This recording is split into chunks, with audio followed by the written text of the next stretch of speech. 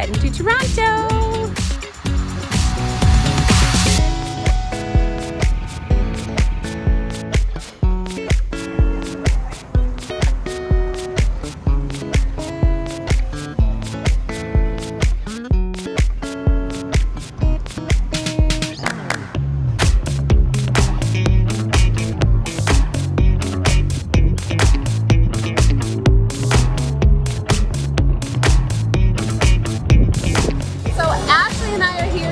At the Professional Awards 2023. I'm up for an award for financial literacy. So anyway, we're having a fabulous time, and we'll see how the night goes.